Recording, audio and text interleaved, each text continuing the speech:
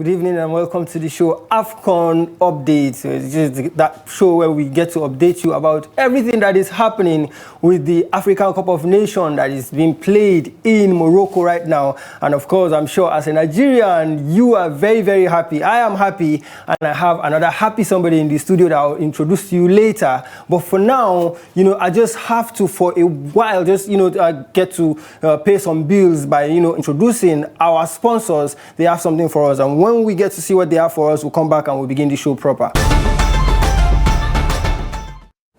November Cube for you right there. Now we begin the program proper and we go directly into the AFCON and what is happening out there. And, of course, a very, very, kind of a dramatic match just ended between Gabon against Mozambique. Gabon were losing that game 3-0 and they almost came back, but, they couldn't do it. Aubameyang tried, but he couldn't do it. And, Dennis Bouanga tried, but he also couldn't do it as they ended that game 3-2. That's 2-3, 2 goals to Gabon, Mozambique 3. However, before I continue, let me introduce to you the man in the studio. He's my long-lost friend, Nuel Samson. Welcome to the show, Nuel Samson. My pleasure being here today. All right, don't worry, I'm not going to talk about Chelsea. Strictly African Nigeria. Yeah, strictly African and strictly AFCON. But, I'm tempted to talk about Chelsea, but don't worry, I will not. It's all right. Now we just have to continue, and maybe we should look at the results between Gabon and Mozambique. Let's see how it ended. Let's see the goal scorers and the time that the goals were scored, and what the possibility of Mozambique after they have defeated Gabon, the possibility of them qualifying to the next round. That's round of 16. As you can see, this is scoreline: Gabon 2, Mozambique 3, and you see Aubameyang there on the score sheet with an equalizer in the 45th minute, and Maketu Musonda also scored in the 76th minute. But the goals from Bangal in the 37th minute and Katamo in the 42nd minute is a penalty, and Khalili also in the 52nd minute, 42nd and 52nd minute, 10 minutes apart there, did not was enough rather to stop Gabon and give the 3 points to the Mozambican side. Now I'll come back to my guest in the studio. You can see the the stats, or rather the scoreline here, and and Gabon, whom we thought should be able to defeat Mozambique, lost against Mozambique. I mean, the African Nations Cup seems to be presenting a bit of upset in the recent few days. Yeah, there's been an upset in previous few days, just like what happened in Nigeria, Tunisia yesterday, but. Gabon played, if you check, based on the ball possession, the number of passes, the number of saves, you can see Gabon did much more better than Mozambique. But I think the person who needs the ball most now actually is the one who won the match. So I congrats to Mozambique for winning their match, and so painful to Aubameyang that he is not. Despite him trying his best to make sure he wins the match today. Unfortunately for him, he couldn't do that. So, congrats to Mozambique. Yeah, like you were talking about the statistics, we have it up here, and you can see they dominated actually with 57% of possession, and expected goals XG 2.78, which means they were attacking, right? Yes. And then you look at the total shots, 16 shots to 13. 13 shots. I mean, this really looks like the Gabonese side we're not lucky. Yeah, they're not lucky. You have 10 shots to 5 shots on target. You can see. So the Gabonese had the opportunity to score 10 times, but they only scored twice. Why the Mozambique had 5 times to score and they scored 3. You can see they made use of the opportunity very well. But you know what caught my attention? Take the big chances. Somehow Gabon were holding onto the ball and playing the game, but we're not creating chances enough as the one Mozambique created 6 big chances. Yeah, there. so I just want to say the words of one of the most respected coaches. What we say, it's not about the number of passes you take, you have in the matches, or the number of the important is have those 3 points and make sure you win the match. So I think that's what the Mozambique players did also too. So they just tried to make sure they had 6 big chances in there. they scored 3 just to show it. Okay, it was quite, it's even. Unlike and it was even. Now look at the what I call the Gabonese. They had 2 big chances and they scored 3. And they scored 2. They scored 2. So which is really wow. They tried. That means if the opportunity of having more big chances, another thing, more. You look at their efficiency when it comes to accuracy of passes. Exactly. 342 passes, 82% accuracy against 250. So sometimes football just has its own way of not being, not being fair. When I say the god of football is not on your side, this is a pure example, a pure analysis of that. Football is not on your side. So you can see 342 passes to 252 passes. So it's quite different. It's quite, it's not, the measure is not wide, but it's quite a wide match because it shows that the Gabonese actually had possession of the ball, they passed the ball and had complete passes as well, more than the Mozambique. I think the Mozambique where people were like, I'll call them opportunities, those had opportunity and they made use of the opportunity. It's all right. Now let's have the table of this Group E. Let's get to see how it's looking like now after this defeat of Gabon. And as you can see, okay, this is not, we'll come to this later. Maybe we'll come to this later. This is actually the next game I was, we're going to look at. And subsequently, as the program goes on, I'm going to bring you updates about what's happening with the game. The current game right now that is being played between Equatorial Guinea and Sudan will have the update of the scores. I'm sure by now it must have been, into the second half or the halftime into that game. And, we'll get to see the result as it happens. Now we'll go back to the Algeria-Burkina Faso encounter. Let's get to see the Algeria-Burkina Faso encounter. Nuel Samson, Algeria, their first game, they won it. They scored 3 goals. Now is another opportunity for them to qualify to the next round, just like Nigeria did and Egypt. Do you think they'll be able to pull it off against, a very, very strong Burkina Faso side? It's going to be a really tough match between both of them because both teams have met thrice before the AFCON and they've won. Each of them won 1-1 and drew 1. So you could see it's not. Excuse me. The difference is not there when it comes to the way they play. When it comes the strength of the team. Yes, exactly. So it's going to be a very tough match against the Algerian team. Against a tough match between both the Algerian and Burkina Faso.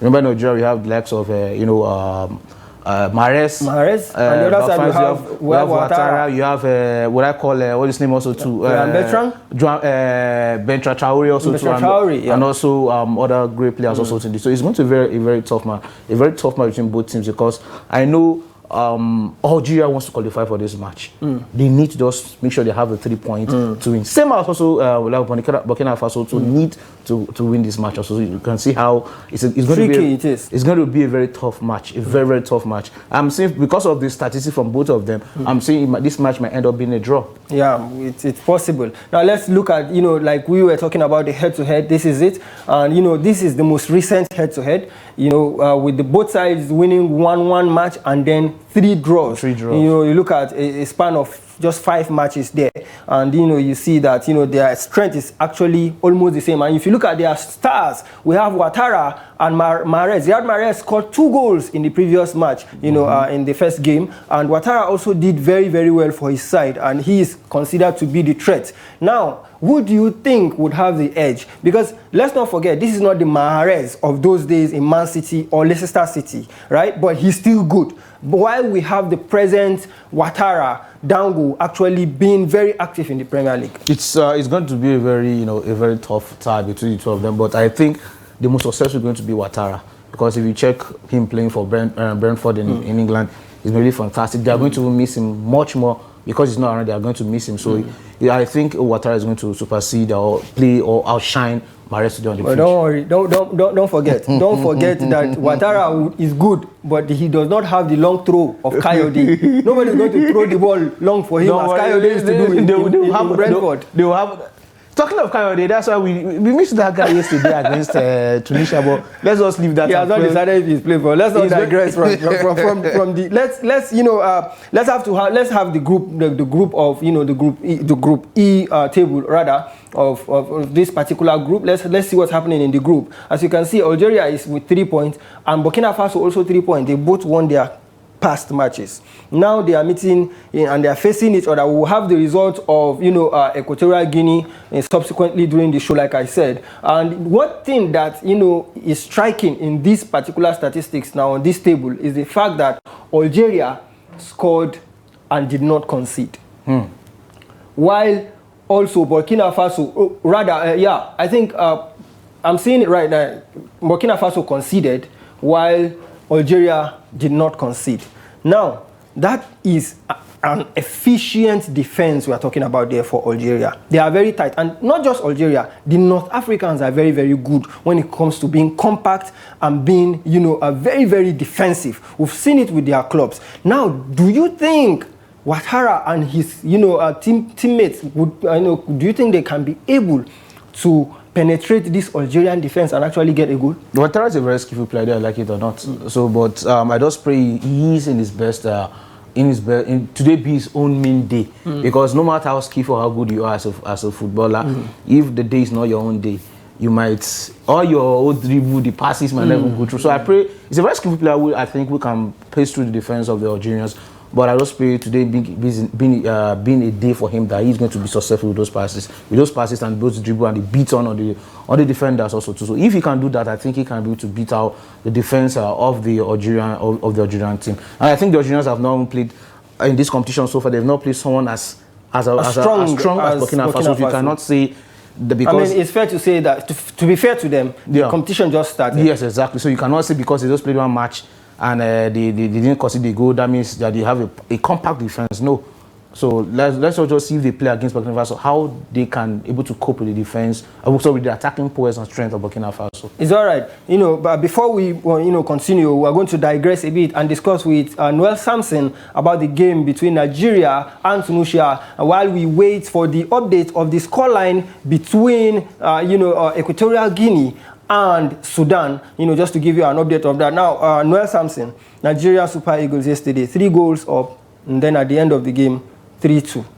Do you think we used the handbrake? We paused it. Would you say that is a problem? Is that an issue, the fact that we were winning? Because we've seen this before. 2 goals to nil against Tanzania, then it turned 2-1, and pressure mounted. The same thing against Tunisia. Do you think that's going to be a problem in the future? It's going to be a real problem, because I hoped, when we play a bigger and stronger side, this doesn't be, this won't backfire on us, because we played against Tunisia, and imagine they scored 2, after we scored 2, they equalized, and you can see, they scored 1, became 2-1, and you can see the pressure. And yesterday too, if not for that header, club been treated yesterday. You can imagine, but I don't know what the coach just have to just look at this whole situation and make sure he puts this thing in place. Not because you are winning make you relax. And if you can see yesterday, from the most of the threats were coming from the right hand, from our right hand side, which Bright or Isame was one flanking that side. Most of the threats were coming from this place. The free kick, the crossing. But to be fair to Bright Osai Samuel, at some point he got substituted out of that game, and Awaziem entered in his place. So really, if you look at whatever happened, it happened towards the end of the game. Yeah, that's what I'm saying. The coach has to just really, watch the team and play, and watch the team and really monitor. Okay, who are those who can play this whole this whole 90 minutes without having to backslide, maybe probably at the close, having to drop performance exactly at the close end of the match, because this is what actually happened. We just became a threat that once they hold the ball, they started touching us. In fact, you got to the side, the midfield was just open. They hold the ball, they strode through our midfield as if they bought boot for us. And so once they get there, they bring it to their left wing, which is our own right side, and from there they give the cross. And I don't know if you get my point. So was Nwabali top notch with his performance, considering that goal that he considered his first goal, especially? That's why we say we miss Madueke. And that's just the truth. Madueke, Maduka Okoye. Sorry, Maduaka. It's the Chelsea syndrome that is still following you. Don't bring Chelsea syndrome to Nigeria. That's how we say we still miss Maduka Okoye in the team, because actually the first goal I expected him to to issue no result to a goal. Maybe hold the goal or point it out. But unfortunately for the Nigerian team, they scored the other They scored the goal, and you can see even the penalty. How sure that was not the penalty. Let's talk about the penalty. Was that really a fair penalty? How do you want the player to jump? Do you want him to jump like this? Well, I think the explanation that they later gave as a result of that penalty, I'm kind of satisfied with it. The reason is, if you are jumping as a footballer, your hands should be flying sideways. But if you look at his hands, our player, it was on the back of the... It was like this. But it was rested on the striker. He was trying to So that was considered to an extent to be a kind of, a push. Even if, because that kind of foul would be awarded outside the 18. So if it can be awarded outside the 18, why not? It should be awarded as a penalty. I'm the only Nigerian that is having that mindset. I don't know. That opinion. We have to just check your citizenship. Maybe you are from Tunisia. Your mom or dad from Tunisia. All right. Now let's talk about Ademola Lookman. He seems to lit up yesterday. From throughout this competition now, he's had 2 goals and 3 assists, because he made the first and second assist for Ndidi and Osimhen yesterday. So really, that's how he performed. Well-deserved MVP. Yeah, that's how he performed. The last tournament also, to where he had 3 goals. And performed greatly. So it's a very good one. And kudos to Osimhen. He wasn't stingy with the assist he gave from the that led to the top. Because if he was stingy and he decided to try and score, that means we could have ended that match yesterday, and he didn't score. We could have ended that match yesterday and on a 2-2 draw. You can imagine, from 2-0 to 2-2. And that was what I was angry with Ejuke when he had the opportunity. He should have scored. Giving that pass. If you know it was not sure for you to give that pass and to score the goal, give a pass.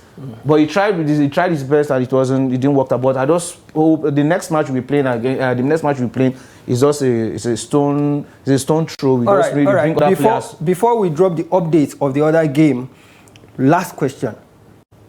Are you happy with the formation switch from Diamond to 4-3-3? Yeah, I think it's a very nice one, because I know you have Osimhen there where he's only one. He can struggle, and I think when Osimhen is best left alone as a striker, he performs better than when you pair him with somebody else. So I think that is working. Onako did very well on that flank. Yeah, Onako did very well on the level. I think I was expecting to see what is his name, Chukwueze on the pitch. But I've said it times that number. Chukwueze works best from the midfield and not from the flank. So I think if they started using him from the midfield, he's going to play much more better. So the next match, I think all those players, likes of Ebenezer, Onuachu, and other players who have not had the opportunity to even play any match in this competition so far, will be able to just play, because we know we've qualified already. At least a draw. We are topping the group. At least a draw is enough for us, at least. So the coach should just bring these players and let the big boys, like Lookman, Osimhen, Nwobi, let them rest. And kudos to Nwobi. He's really been playing very, very fantastic. He deserves a mention. Exactly. He seems to be forgotten all the time. Yeah. But anytime he's underperforming, a lot of people come out loud and talk about it. So he's brought the full form now to the national team, which is why I'm really happy with his performance, with everything he's been doing so far. It's all right. Good one there from the Nigerian Super Eagles, and especially Iwobi. He deserves a mention. Has been doing so well and so good when it comes to performance in this African Cup of Nations. We hope that he keeps up and ensures that they bring back the trophy home. Now let's have the update of the game between Equatorial Guinea and Sudan. Let's see what's happening there. If that's not ready, we'll just have to move on. We'll continue this time around. We'll talk about the game, the big bluster game of the day, and that's between Ivory Coast and Cameroon. That's a big match there, and it's going to be a very, very, very outstanding performance. It will take an outstanding performance for any team in between these two to actually win the game. So to start with, let's first look at the head-to-head of these two sides and see how well they have been doing against each other. And then when we get to see the head-to-head, we'll talk about the best players, of course. 2 Manchester United players facing themselves. Ahmad Traore and none other than Brian Mbuemo. However, we have the table already, Group F. As you can see, both of the two teams are having 3 points as it stands right now, and the same kind of goal aggregate is 1-0 goal aggregate. So they are on equal performance and equal results, and we have their head-to-head right now. 3 wins for Ivory Coast, 2 wins for Cameroon, and 1 draw, which means they've met 3 times. The last time they met was November 16, 2021. And that game, Cameroon won it by a lone goal. It was a World Cup qualifier game, CAF World Cup qualifier, and Cameroon won that game by a goal to 0. Now, having seen all these statistics and this big match that is going to be played this evening, what would you say about the best performance? Who do you expect to be the best performance? Of course, we're going to focus on Brian Mbuemo. And why Brian Mbuemo? But Mbuemo, because he is the best and the leader in the Cameroonian team right now. As for Ahmed Traoré, he has seniors in the team, but he seems to be carrying the team on his back as it stands right now, because Zaha tried to do a lot of things, but it doesn't work out for him. But for Traoré, he scored the goal, and he has been doing so well. Yeah, Ahmad Traoré is actually part of his name. It's Ahmad Traoré Diallo. Yeah. So let me hear your verdict on this game. What do you expect? Do you expect it to be a free-flowing game with lots of goals, or do you expect a cagey encounter? It's going to be a very tough game, and you can see from the lineup, predicted lineup. It's going to be a very tough game. And see this game. I'm still enjoying this game, either we like it or not, because we have the like of Ahmad, Kese, Sangari, this other player that used to Adingra also too. He wasn't called up. He played for Sunderland today. He wasn't called up. So you can imagine if Adingra was even called up to this tournament. It's going to be really a very fantastic one. But so far, I think one of you said from the Cameroonian side, Mbuemo is a player which from the Cameroonian side, which we are hoping for. But I think he plays for Manchester United, so I think he's going to bring that particular form. I don't. Is he a form of Manchester United? Let's be realistic. I intentionally said form because I know you wanted to deride Manchester United there, so I stopped you, because you as a Chelsea fan does not deserve to do that. It's going to be a tough match. Leave Chelsea now. Let's focus on this. It's going to be a very tough match. I'm seeing a draw from this match also too. Yeah. Same as I saw you draw. You're seeing a draw? Yes. So you expect it to be a KG encounter? Yes. Yeah. I'm seeing it. Algeria, Burkina Faso. I'm seeing a draw in that match. Same as also Ivory Coast, Cameroon. I'm seeing a draw in that match. If it's going to be a draw, it's going to be a narrow win, not the one you expect of maybe like 2-0, 3-0. No, it's going to be a narrow win, or a draw between the 4 teams. All right. Now let's do something. You look at these 2 possible lineup. You tell me the best forward among the 2 teams. Is it the pair of Eyang and Mbuemo, or the one between Sarri and Zaha? Or let's go on a flank and say Diomande, Zaha, and Ahmed against Eyang and Mbuemo. Which attack would you pick? Whether we like it or not, you know what Zaha can do.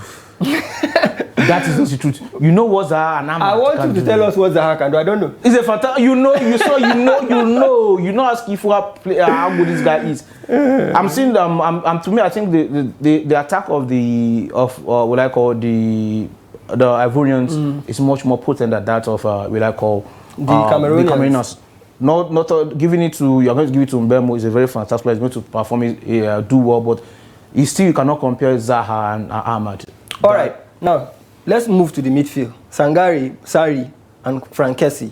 We have Baleba, Avam, and Nemasa. Nemasa is a very good player. Yeah, but you can vouch for him. Kese can play 159 minutes without getting tired. You saw what he did against Nigeria. You saw what he did. He played for the AFCON final. Yeah, he played for Barcelona before moving to Saudi Arabia. You can tell that guy. But he is in Saudi Arabia right now.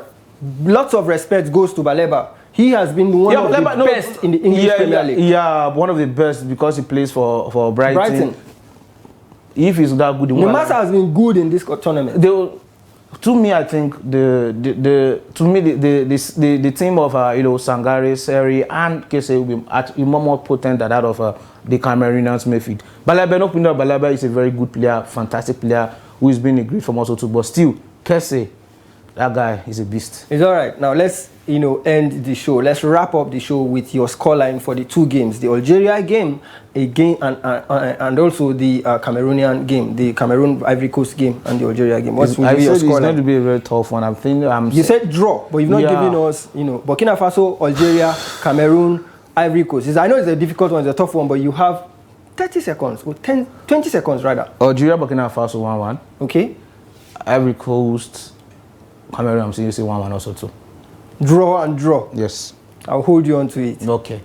I'm coming for you for it. All right, that's it from Nuel Samson. His prediction is 1-1 for both games, the Algeria against Burkina Faso and the Cameroon game against Ivory Coast, 1-1, and I'm sure it's going to be a scintillating football match, a lot of thrilling actions to be expected, of course, from that particular two encounters between two good footballing playing side. And that brings us to the end of the show. Thank you, Nuel Samson, for coming to the show. The pleasure is mine. And don't worry, we'll talk about Chelsea another time.